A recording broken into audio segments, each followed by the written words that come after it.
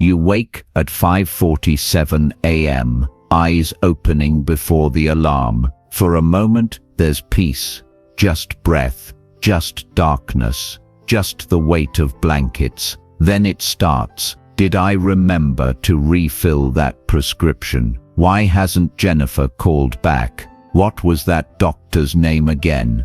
Within 30 seconds, your mind is a traffic jam of thoughts, each one honking for attention. You haven't even left the bed, and already you're exhausted. This isn't memory failing. This isn't aging stealing your clarity.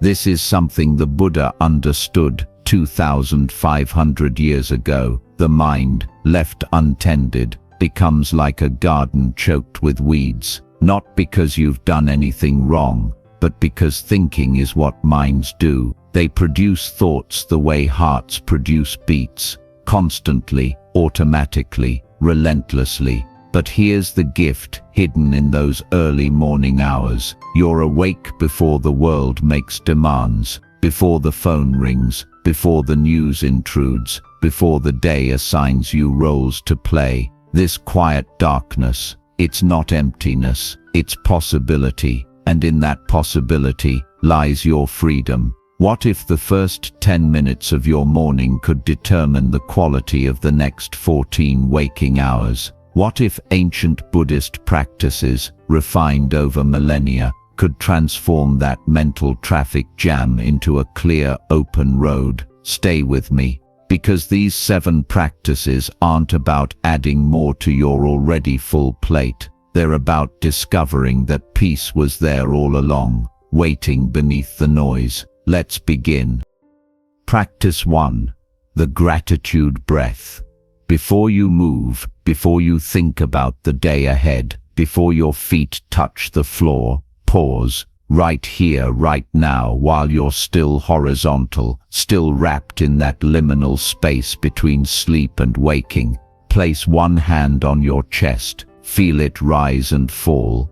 This body has carried you through 70 years of birthdays and breakdowns, celebrations and sorrows.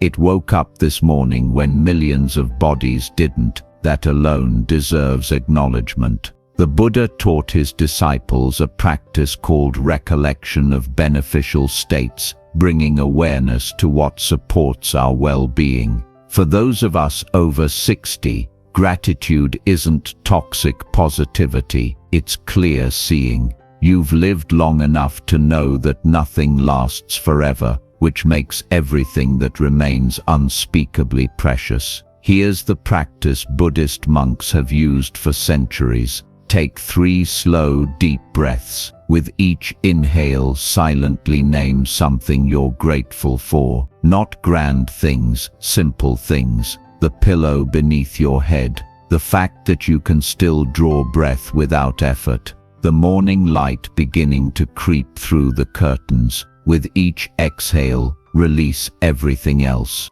The worries, the to-do list, the regrets knocking at your door. Just for these 3 breaths, let them go. Breath 1, thank you for another morning. Breath 2, thank you for this body that still serves me. Breath 3, thank you for the gift of awareness itself. There's a Zen story about a monk who was asked what enlightenment felt like. He said, chopping wood, carrying water. Before enlightenment, chopping wood, carrying water. After enlightenment, chopping wood, carrying water. The tasks don't change. The presence with which you meet them does. I met a woman named Dorothy, 73, at a meditation retreat in Vermont. She'd been waking with panic attacks for 6 months after her husband's death. Her therapist suggested medication. Her daughter suggested distraction.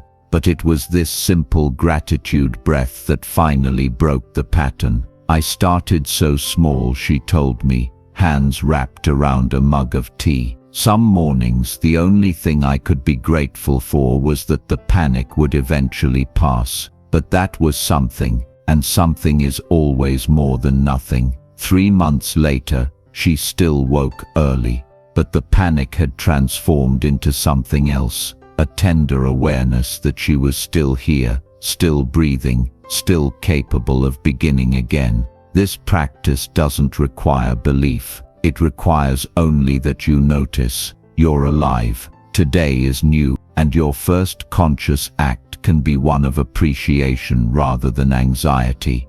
The mind will resist. It will say there's no time for this, that you need to get moving, that 3 breaths won't solve anything. But the mind lies. It confuses urgency with importance. These 3 breaths, they're the most important 90 seconds of your entire day.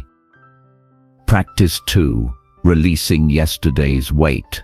The Buddha often spoke of carrying hot coals. He asked, if you're walking and your hands are burning, do you carry the coals to your destination, or do you drop them immediately? The answer seems obvious. Yet many of us wake up each morning and immediately pick up yesterday's coals. That argument you replayed 12 times before sleep. That email you wish you hadn't sent. That moment 30 years ago when you said the wrong thing to your mother. We carry them all, hands burning, wondering why the new day feels heavy before it's even begun. In Buddhist teaching, this is called the second arrow. The first arrow is what happened, the event, the loss, the mistake. The second arrow is our refusal to set it down. We shoot ourselves, again and again, with memories that cannot be changed. Here's the morning practice. Sit on the edge of your bed, feet flat on the floor. Take a moment to feel the ground beneath you, solid, supportive, present. Now bring to mind one thing from yesterday that's weighing on you. Don't analyze it. Don't try to solve it. Just acknowledge, this happened. I'm carrying it. Place both hands on your thighs, palms down. As you inhale slowly, imagine gathering that weight from your chest, your shoulders, your mind, collecting it all in your hands. As you exhale, turn your palms up and open your fingers. Imagine that weight dissolving like smoke, like morning mist burning off a lake. You're not pretending it never happened. You're choosing not to carry it into this new day. Whisper quietly, today is new. I do not need to carry yesterday into this morning. The Buddhist concept of anicca, impermanence, teaches us that each moment dies and is reborn. Yesterday's version of you, already gone. This morning's version hasn't yet decided what it will carry forward. There's a Buddhist parable about a traveler crossing a river. He builds a raft to get across, a good sturdy raft that serves him well. But once he reaches the other shore, does he carry the raft on his back for the rest of his journey? Of course not. It served its purpose. Now he leaves it behind. Your memories are like that raft. They carried you here. They taught you something. But you don't have to strap them to your back and carry them forward. Yesterday's raft doesn't need to burden today's journey. The Buddha's disciple Ananda once asked how to handle painful memories. The Buddha didn't tell him to forget. He said, Ananda, when you pour fresh water into a cup of salt water, does it not eventually become sweet again? So too, pour the fresh water of this moment into the bitterness of the past. This practice takes 60 seconds, yet it creates space for the entire day to unfold differently. Because when you're not dragging yesterday's weight, you walk lighter, you see clearer, you meet what's actually here, rather than what was there. Some mornings you'll release the same memory 3 days in a row. That's fine. Some patterns have deep roots, but each morning you choose not to carry it forward. You're loosening the grip a little more. You're teaching your mind that it has the power to choose what it holds and what it releases. The past is already gone. The only place it lives is in the stories you keep telling yourself. This morning you can tell a different story. not one that erases what happened, but one that doesn't let what happened erase this moment. Practice 3. Setting your Dharma compass. The Buddha taught something called Samma Sankappa, right intention. Before action comes direction, before movement comes aim, and every morning presents the same question: what direction will your mind face today? Most people wake and immediately become reactive. The phone buzzes, reaction. The news plays, reaction. Someone needs something, reaction. You move through the day like a pinball, bouncing from one demand to another, and by evening you can't remember what you actually wanted from these precious hours. But you have a choice. Before the world assigns you intentions, you can choose your own. Here's the practice. Stand slowly, feeling your feet make contact with the floor. Place one hand over your heart. Take 3 breaths. Then ask yourself quietly, what do I need today?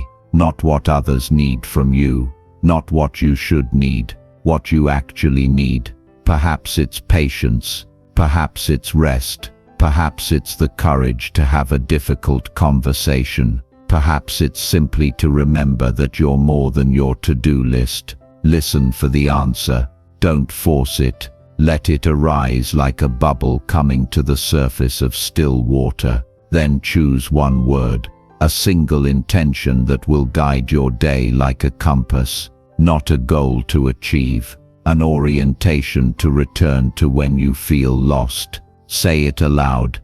Today I choose patience, or peace, or presence, or kindness, or clarity, or gentleness with myself. There's a Buddhist parable about 2 monks walking to a distant village. At a river crossing, they found a woman unable to cross. The older monk carried her across, then continued walking. Hours later, the younger monk, still disturbed, said, "Brother, we've taken vows not to touch women. Why did you carry her?"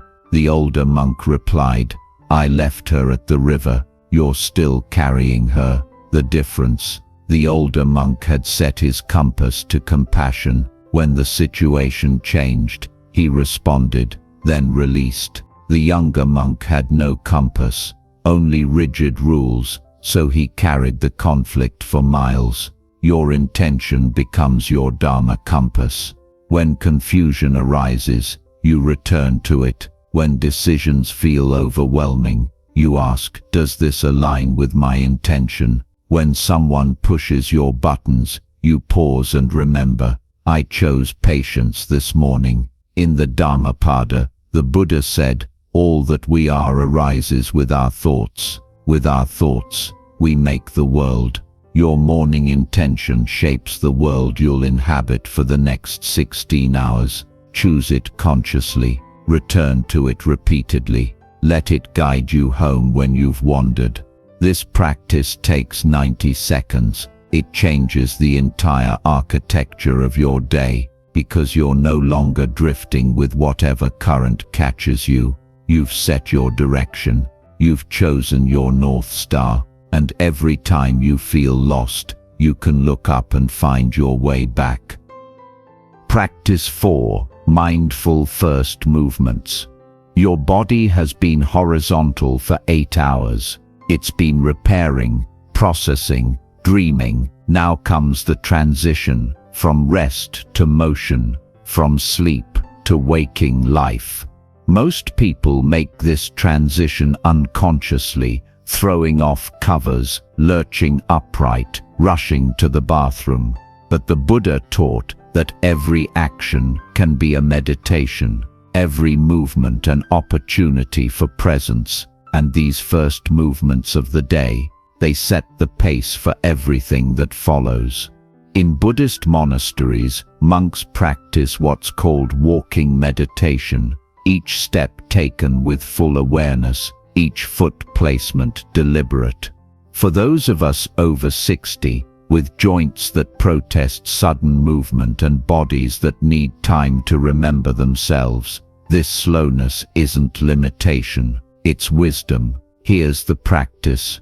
As you prepare to stand, pause, feel your body making contact with the bed. Notice which parts are stiff, which are comfortable. Don't judge, just notice. When you're ready to rise, do it in stages. First, sit up slowly. Place both hands on the mattress for support. Feel the muscles engaging, the spine lengthening. This isn't weakness, it's mindfulness.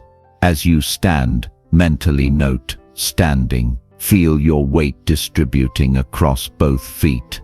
Notice the sensation of balance, of being upright. Walk to the bathroom with deliberate attention. Each step, left foot, right foot, not rushing, not absent. Here, when you wash your hands, feel the water temperature. Notice the soap's texture. Hear the sound of running water as if for the first time. There's a teaching story about a student who asked his Zen master, "Master, how do you stay so peaceful?" The master replied, "When I stand, I stand. When I walk, I walk. When I sit, I sit." The student said, "But master, we all do that." The master smiled, "No, when you stand, you are already running. When you walk, you are already sitting. When you sit, you are already lying down. Your mind is always elsewhere. I remain where my body is." That's the essence of this practice, not being 3 steps ahead, not replaying 3 steps behind. Being exactly where your body is, doing exactly what your body is doing. The Zen teacher Thich Nhat Hanh taught, washing the dishes is at the same time a means and an end. We do the dishes not only in order to have clean dishes, we also do the dishes just to do the dishes. The same is true of these first movements. You're not moving in order to start your day. You're moving as your day. This is it. This is life happening. Buddhist teaching speaks of kayagata sati, mindfulness of the body. It's the recognition that this flesh, these bones, this breath, they're not obstacles to spiritual life. They're the vehicle, the only vehicle you have. Your morning movements are practice, not for some future state of enlightenment. Practice as the thing itself. When you brush your teeth with full attention, you're not just cleaning enamel, you're training the mind to be where the body is. And a mind that's present, that's a mind at peace. This practice doesn't add time to your morning, it adds awareness to the time you already have. And awareness, the Buddha taught, is the path to freedom. Each mindful movement is a vote for presence over automaticity. Each time you notice your foot touching the ground, you're strengthening the muscle of awareness. And that muscle, unlike the ones in your legs, actually grows stronger with age if you exercise it. Practice 5. The morning tea ceremony. In Japanese Buddhist tradition, there's a practice called chanoyu, the way of tea. It's not about the beverage. It's about presence distilled into ritual. Every gesture deliberate, every moment honored. The water, the cup, the steam rising, all of it sacred when met with full attention. You don't need a formal tea ceremony. You need 5 minutes, a warm cup, and the willingness to be nowhere else. Here's the practice. Prepare your tea or coffee slowly. As you fill the kettle, hear the water flowing. As you wait for it to boil, don't check your phone, don't plan your day, just wait. Waiting is practice. When you pour the water, watch the color change. Smell the rising steam. These simple sensations, they're your anchors to the present moment. Hold the cup with both hands. Feel its warmth spreading through your palms. This warmth is real. It's here. It's now. Before you drink, pause. Look at the liquid. Appreciate that plants grew, were harvested, were processed, traveled thousands of miles, all so you could have this moment. Generations of farmers, truckers, roasters, shopkeepers, all connected in this single cup. Take your first sip. Don't swallow immediately. Let it rest on your tongue. Notice the temperature, the flavor, the texture. This isn't about enjoying it more, though you might. It's about being fully here for it. The Buddha taught, when eating, just eat. When drinking, just drink. Not eating while watching television, not drinking while scrolling. Just the act itself, complete and whole. There's a story of a Zen student who asked his master, "What is enlightenment?" The master said, "Have you had your breakfast?" The student replied, "Yes." The master said, "Then wash your bowl." Enlightenment isn't somewhere else. It's in the washing of the bowl, the drinking of the tea, the ordinary acts made extraordinary through attention. This practice trains the mind in something the Buddha called sampajanya, clear comprehension, the ability to know what you're doing while you're doing it, not afterward in memory, not before, in anticipation. Now, your morning tea isn't fuel to start your day, it's your day, already started. This is life, steam rising, warmth spreading, flavor blooming, not a means to an end, the thing itself. When you finish, take one more breath, with the empty cup, feel its residual warmth, then whisper, "Thank you," not to anyone in particular, just gratitude itself, meeting the moment, and a mind that can be fully present for tea. That mind can be fully present for anything, conversations, sunsets, difficult moments, joy, all of it. 5 minutes, 1 cup, complete presence. This is meditation, this is Dharma, this is your morning. In a world that constantly demands you be somewhere else, doing something else, thinking about something else, this cup of tea is your rebellion, your refuge, your return to what's real. Practice 6. The Body Gratitude Scan. The Buddha taught that the body is the first foundation of mindfulness, not despite its aging and changing, but because of it. Your body at 70 is a map of everywhere you've been, everyone you've loved, everything you've survived. It deserves acknowledgement. Most mornings we assess our bodies like mechanics inspecting a failing machine. What hurts? What's stiff? What's worse than yesterday?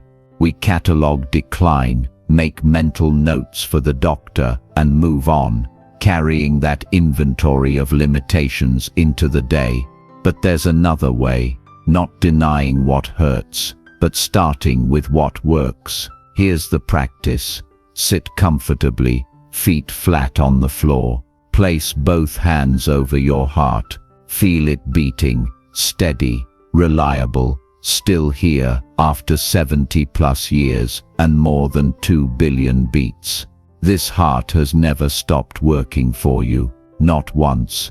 Silently say, "Thank you, heart, for all these years of service." Move your attention to your breath. Feel your lungs expanding, contracting, exchanging oxygen without your conscious effort. Inhale, exhale. This breath is a gift. Thank you, lungs, for breathing me through every moment of my life. Bring awareness to your hands. Open and close them slowly. These hands have held babies, wiped tears, prepared meals, built things, touched people you loved. They've typed, written, worked, created. They may be wrinkled now, maybe arthritic, but they're still here, still capable. Thank you, hands, for all you've done and still do. Your feet, they've carried you through 70 years of steps, millions of miles, through dancing and hiking and rushing and fleeing. They may be tired now,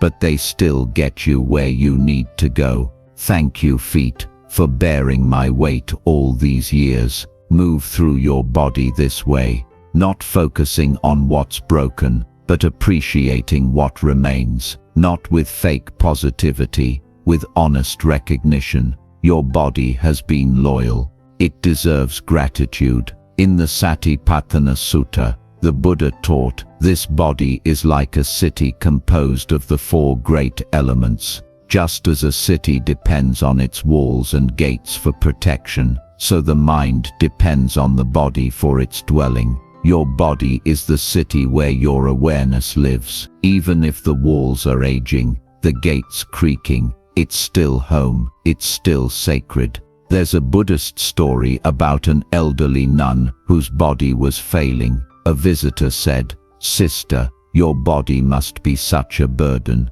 She smiled and replied, "A burden? This body has been my greatest teacher. It's taught me impermanence. It's taught me compassion. It's taught me to cherish each moment. I would thank it, not resent it." This is the wisdom available to all of us. The body you might be resenting for slowing down, for hurting, for not being what it once was, it's actually your most patient teacher. Every ache is a lesson in impermanence. Every limitation is an invitation to presence. Every change is Dharma unfolding. This practice takes 3 to 5 minutes. It doesn't require belief in anything except what's verifiable. You're alive. Your body, despite everything, is still serving you, and gratitude is always available, even when perfection isn't. End by placing both hands over your heart again. Take one deep breath and whisper, "Thank you for carrying me this far." Let's see where we go today. The shift is subtle but profound. You go from at war with your body to in partnership with it, from resentment to alliance. And when you stop fighting yourself, you have so much more energy for actually living. Practice 7. The day's gentle invitation. You've breathed gratitude. You've released yesterday. You've set your intention. You've moved mindfully, honored your tea, thanked your body. Now comes the final practice, opening to the day itself with curiosity rather than control. The Buddha taught something profound. Holding on is suffering. Letting go is freedom. This applies not just to the past but to the future. The tighter we grip our plans, the more we suffer when reality doesn't cooperate. And reality, especially after 60, rarely cooperates. Most mornings we approach the day like a battlefield. Here's what needs to happen. Here's the schedule. Here's the plan. And when life inevitably presents something unexpected, traffic, a phone call, a forgotten appointment, someone else's crisis, we crumble. Not because the day is hard, but because it's not the day we demanded it be. Buddhist teaching offers another way. Approach the day with open hands. Make plans, yes, but hold them loosely. Prepare, yes, but remain flexible. Intend, yes, but don't demand. Here's the practice. Before you leave your quiet morning space, your bedroom, your chair, your small sanctuary, pause at the threshold. Place your hand on the doorframe. Take one breath. Then silently say, "I don't know what this day will bring. I will meet it with presence, not with rigid expectation. I will respond to what is, not mourn what isn't." This isn't resignation. It's wisdom. It's the difference between a tree that breaks in the wind and one that bends. Visualize yourself as that flexible tree. The day will bring winds, some gentle, some strong, but you have roots, you have strength, and you have the capacity to move with what comes rather than be broken by it. End with this phrase, borrowed from Buddhist loving-kindness practice. May I be peaceful, may I be safe, may I meet this day with an open heart,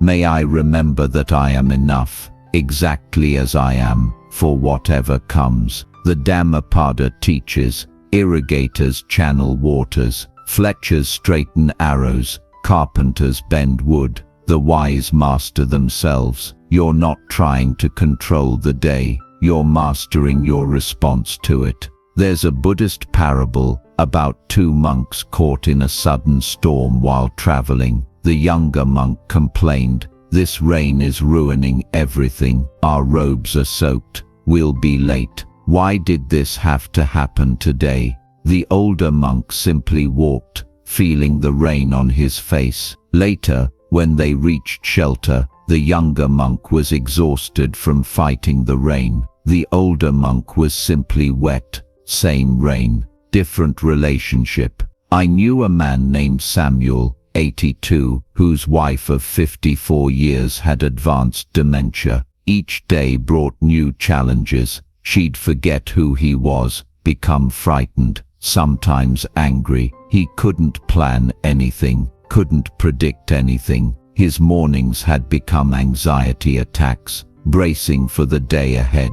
A Buddhist teacher taught him this practice. Start the day with open hands. Don't demand that she remember you. Don't demand that the day be easy. Just open to whatever comes, moment by moment. It changed everything. Samuel told me at a Dharma gathering. Not the situation. She still has dementia, but I stopped fighting reality. Some mornings, she knows me, and we have coffee together. Some mornings, she doesn't, and I introduce myself. Both are the day, both are life. I stopped making one right and the other wrong. This final practice takes 30 seconds, but it frames the next 16 hours. You're not going into battle, you're stepping into the river of life. Sometimes it's calm, sometimes it's rapids, but you're learning to swim in whatever water comes.